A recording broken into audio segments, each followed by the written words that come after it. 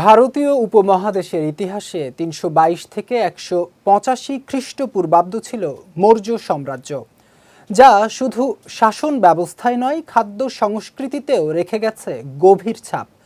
চন্দ্রগুপ্ত মৌর্য ও অশোকের শাসন আমলে গড়ে ওঠা উন্নত কৃষি ও সেচ ব্যবস্থা এই সাম্রাজ্যের খাদ্যাভ্যাসের মূল ভিত্তি ছিল।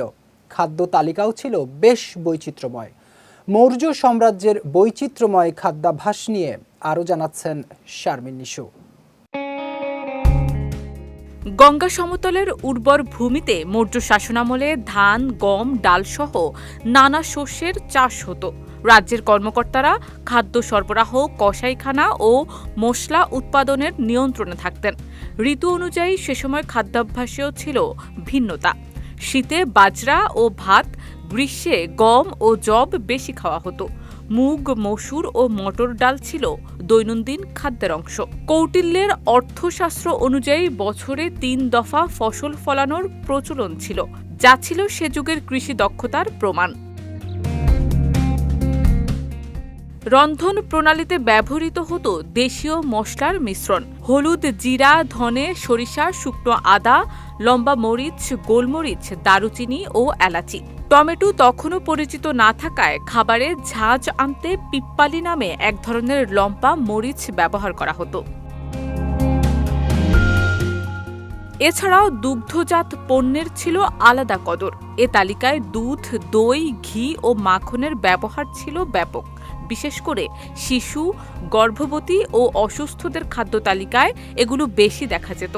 যদিও বৌদ্ধ ও জৈন প্রভাবে নিরামিষ ভোজন জনপ্রিয় ছিল, তবুও মাছ, ছাগল ও হাঁস মুরগির মাংস অভিজাত ও যোদ্ধা শ্রেণীর খাবারে স্থান পেত। মিষ্টান্ন হিসেবে জনপ্রিয় ছিল আখের গুড়, মধু ও চিনির মিছরি। ফলের মধ্যে সে সময় আম, কলা ও ডালিম ছিল প্রধান। সে আমলে রান্না হতো মাটির ও ধাতব পাত্রে। রান্নার ধরনে দেখা যেত ভাজা, গ্রিল বা পেষণ করা খাবারের প্রচলন। ভাতেরও ছিল নানা রূপ, যেমন ক্ষীর, খিচুড়ি, বিরিয়ানি ধাঁচের ভাত এবং দই ভাত, যা এখনও আমাদের রান্নায় বেঁচে আছে।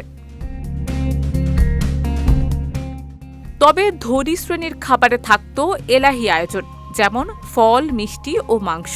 আর সাধারণ মানুষ ভাত, ডাল, শাকসবজি ও অল্প ঘি বা দই খেত। রাজকীয় ভোজে পরিবেশন করা হতো মশলাদার তরকারি, মিষ্টান্ন ও সুরা।